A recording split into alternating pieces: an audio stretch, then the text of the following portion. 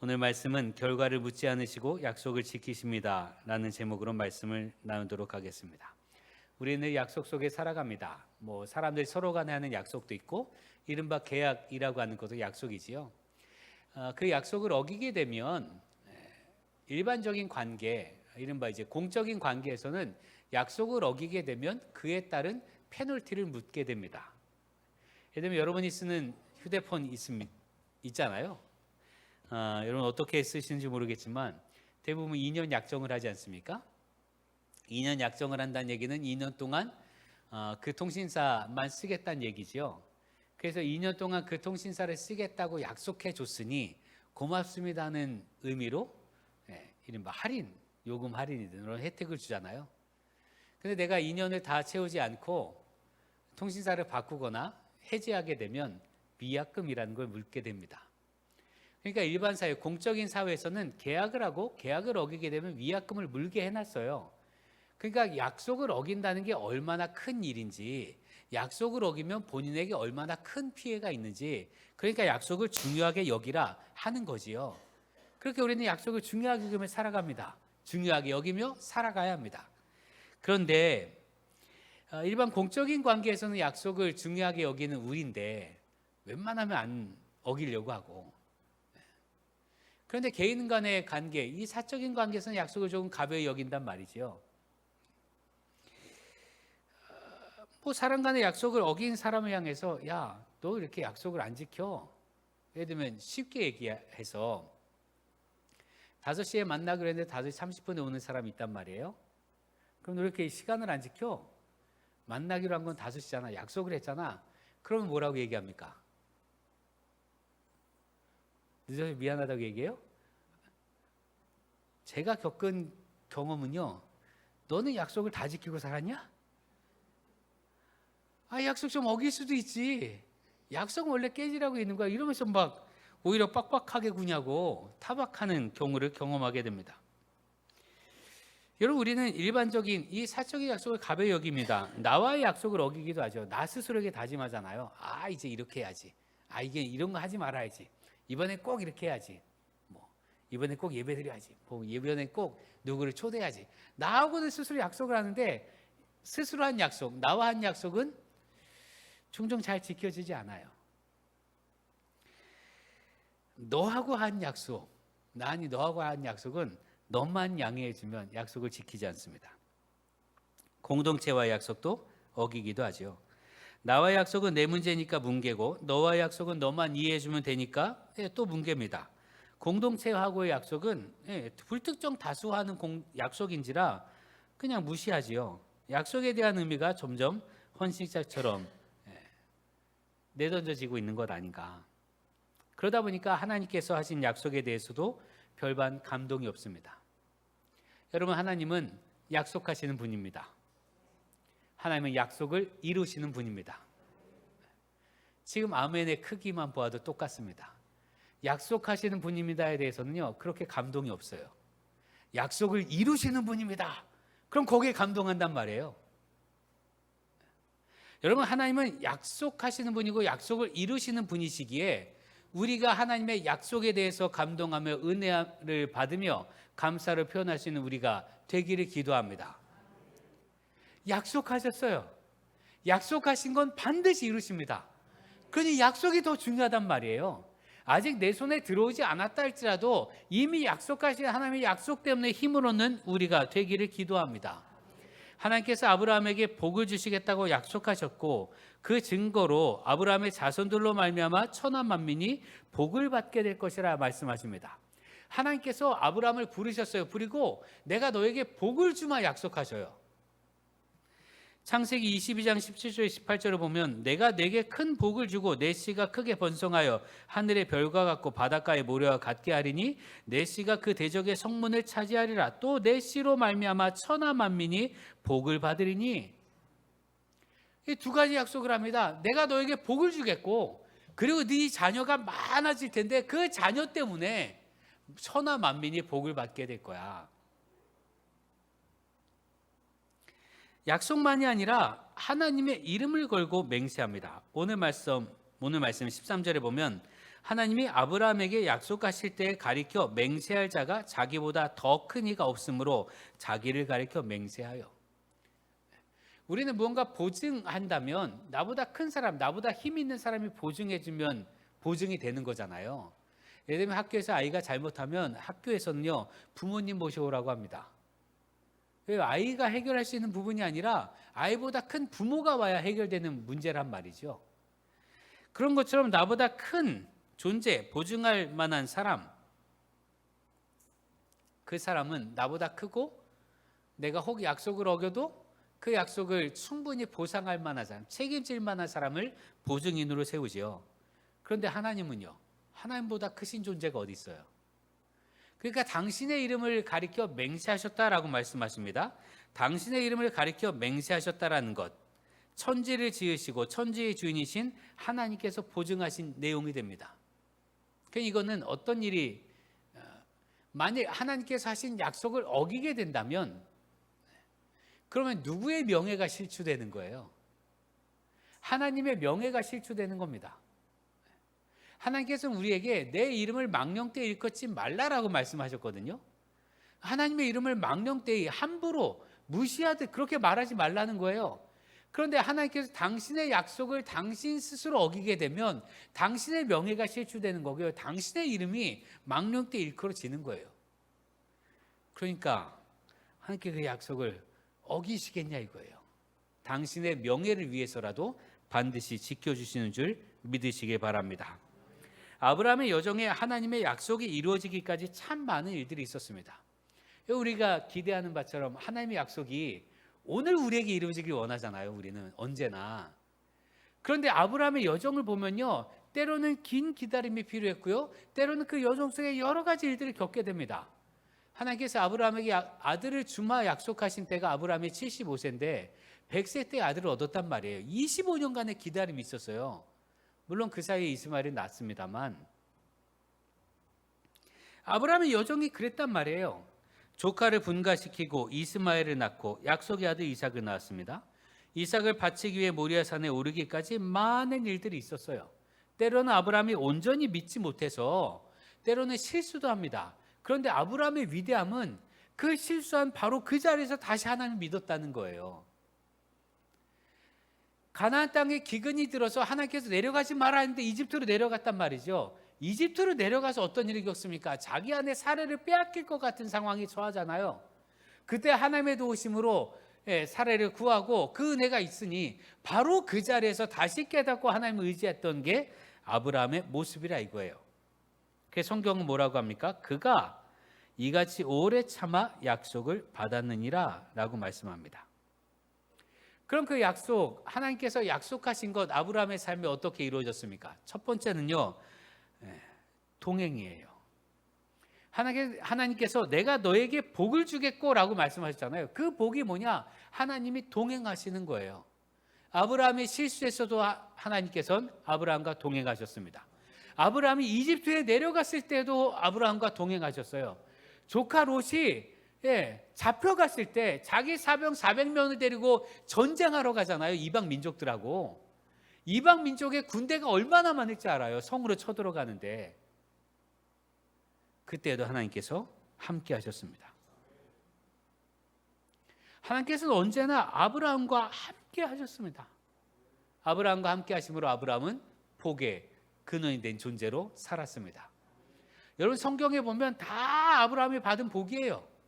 하나님이 아브라함과 함께 하시니까 다 아브라함이 받은 복의 내용만 기록되어 있습니다. 그 다음에 하셨던 약속, 내 자녀를 하늘의 별과 같이 바닷가의 모래와 같이 함께 많게 하겠다 하신 그 약속 말입니다.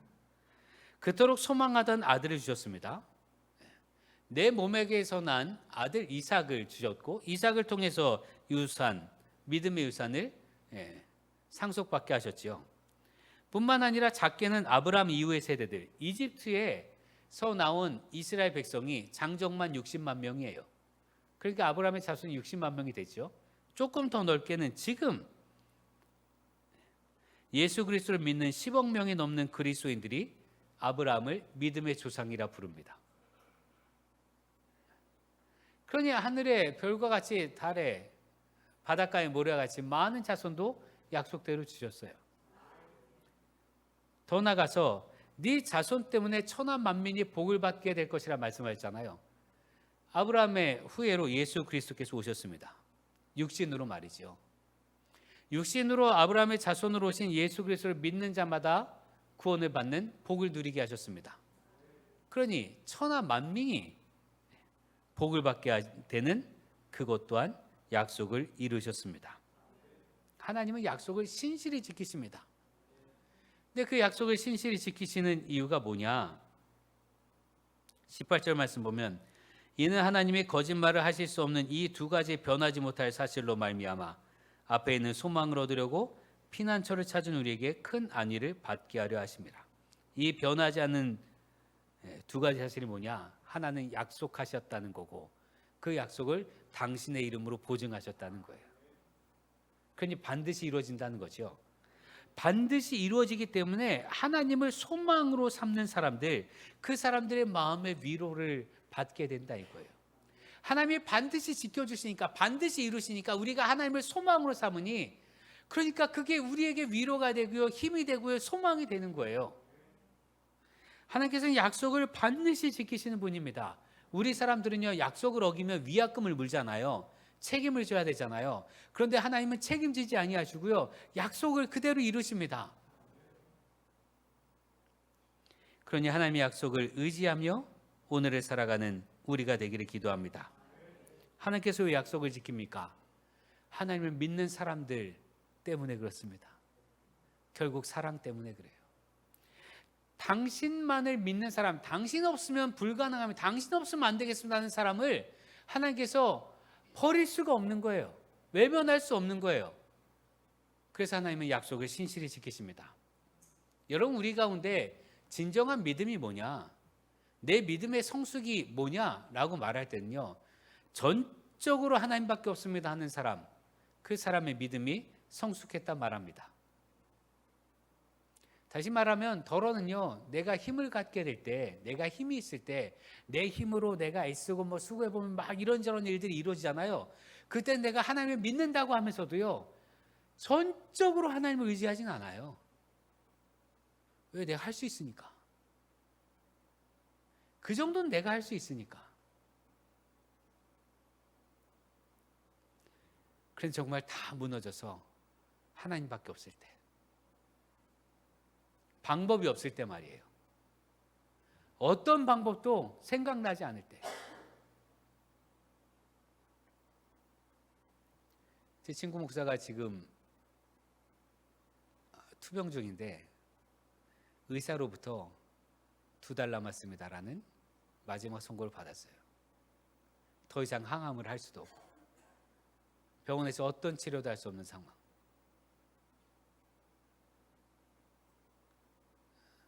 그때 전적으로 하나님을 의지합니다. 하나님밖에 없으니까. 우리는 사람이 할 수 있는 방법이 없을 때, 그때 하나님을 의지합니다. 그때 하나님을 의지하는 사람들을 하나님께서 책임져 주십니다. 하나님밖에 없다 하니까. 하나님밖에 없다고 하니까. 질병뿐만이 아니라 그냥 우리 삶에도 그렇잖아요.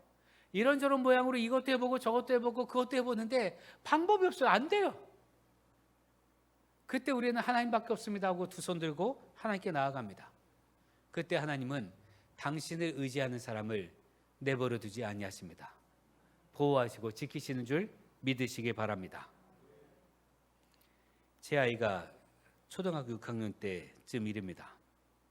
그때 제가 섬기던 교회와 집, 사택이라고 하죠. 집하고 거리가 30km였어요. 집은 역천동이고 교회는 구이동이고 매일 새벽에 역천동에서 구이동으로 다녔거든요.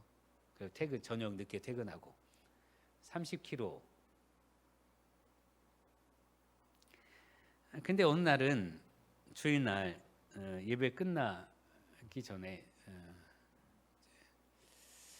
친구의 어머니가 소천했다는 소식을 듣고 장례식장에 가기로 얘기가 되어 있었어요. 장례식장은 인천입니다. 구이동에서 인천으로 가야 되는 거고요. 인천에서 이제 집에 갈 때면 역촌동으로 가는 거죠. 근데 이 딸하고 아내하고 종로에 있는 서점에 내려다 줬어요.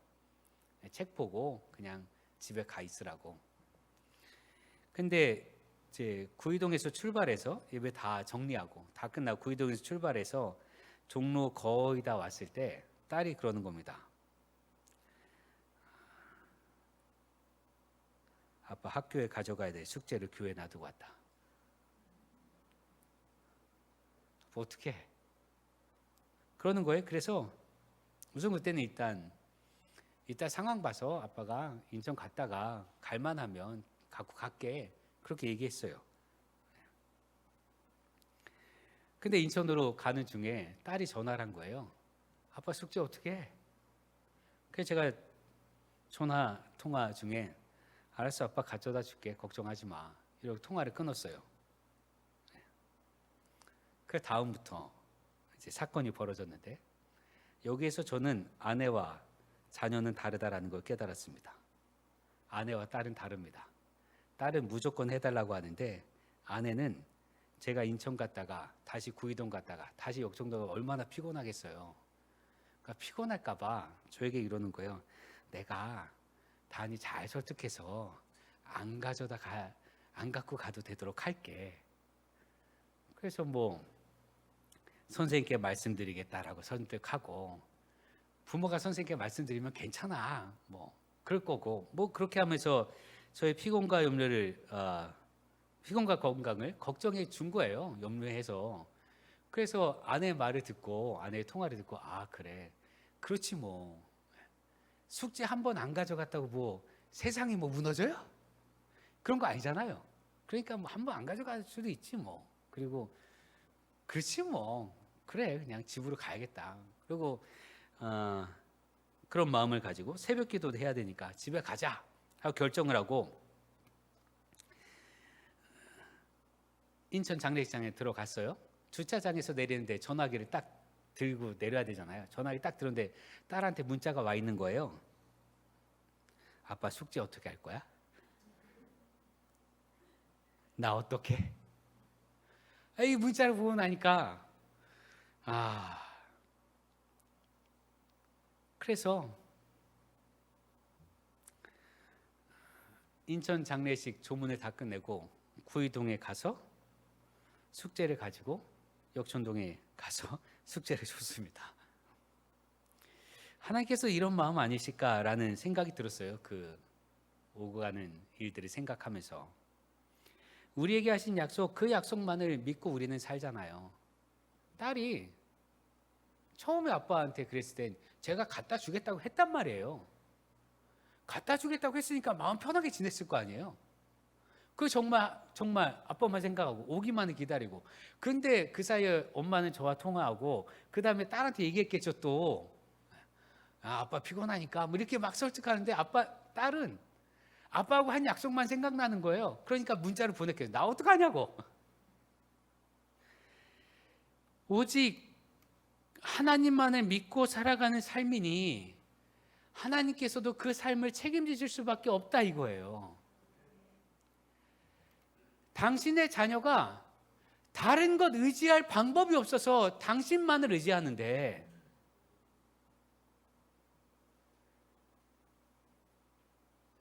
그러니 하나님께서 그 약속을 이루실 수밖에 없지요. 하나님의 약속을 받고 싶다면 그 약속을 믿는 우리가 되기를 기도합니다. 그 약속을 철석같이 믿어야 하나님께서 책임져 주시고 약속을 이루시는 거예요. 철석 같은 믿음이 딸의 피곤함에도 불구하고 발걸음을 움직이게 했듯 우리의 믿음이 하나님의 손을 움직이게 할 줄로 믿습니다. 아브라함이 굳게 믿었더니 하나님께서 그 약속을 이루어 주셨습니다. 제가 딸에게 숙제를 가져다 주면서 너 왜 그런 것도 제대로 챙기지 못해서 아빠를 힘들게 하냐고 이렇게 타박 안 했을 것 같잖아요. 아마 제가 피곤했다면 너무 힘들었다면 그렇게 했을지도 모를 텐데 인천에서 교회 갔단 말이에요. 교회 내려서 이제 휴대폰을 꺼내서 올라가서 숙제를 가져오는데 휴대폰 꺼냈더니 문자가 와 있는 거예요. 아빠 고마워요. 그 감사하다는 그 문자 하나가 피곤도 사라지게 하더라 이거예요. 여러분, 우리가 하나님께 드리는 예배와 하나님께 올려드리는 감사는 이런 것이라 믿습니다. 하나님께서 우리를 위하여 최선을 다하시니 우리 또한 하나님께 감사하는 거예요. 하나님께서 우리를 위하여 최선을 다할 줄 믿기에 먼저 하나님께 감사하는 거예요. 우리가 하나님께 드리는 예배, 하나님께 올려드리는 감사는 이런 겁니다. 우리 믿음 때문에 하나님께서 약속을 반드시 지켜주시고 우리 예배와 감사 때문에 하나님께서 춤을 추실 줄 믿습니다. 하나님께 감사하십시오. 예배드리고 기도하고 예물을 드리고 물질을 드리고 물질이 있는 곳에 우리의 마음이 있다 하셨으니 하나님께 감사한 우리가 되기를 기도합니다.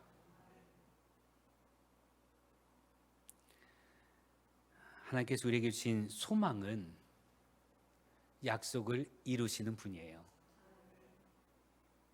그러니 그 믿음에 흔들리지 않는 우리가 되길 바랍니다. 하나님 우리를 구원하셨습니다. 약속하셨으니까. 우리를 위하여 하늘의 처소를 약속하셨습니다. 그리고 그 처소를 우리에게 주셨습니다. 그 일을 이루실 겁니다. 뿐만 아니라 하나님께서는 기도하는 부모의 자녀를 망하지 않겠다고 하셨어요. 그러니 믿으십시오. 하나님 약속하셨으니까. 하나님께서는 당신의 사람들을 홀로 두지 않겠다고 약속하셨습니다. 그러니 믿으십시오. 내가 오늘을 살아가는 가운데 나 혼자가 아닙니다. 주님이 곁에 계십니다. 하나님께서는 우리에게 힘을 주시겠다고 약속하셨습니다. 그러니 여러분 담대하십시오. 하나님께서 성령의 능력을 더하여 부어주실 줄 믿습니다.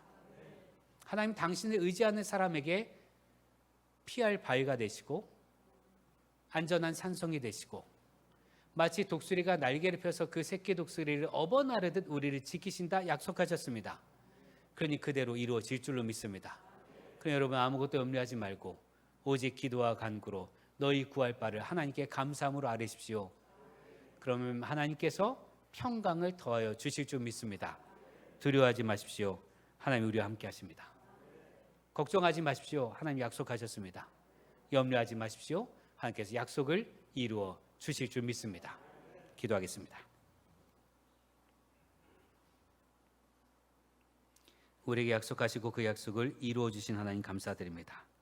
오직 신실하신 하나님만을 붙들고 살아가는 우리 되게 하여 주옵소서. 하나님께서 우리에게 소망 주신 건 주님의 약속이 이루어진다는 말씀입니다. 하니 그 말씀을 붙들고 소망의 하나님을 붙들고 오늘을 살되 오늘을 믿음의 사람답게 능력의 삶을 살게 하여 주옵소서. 예수님의 이름으로 기도합니다. 아멘.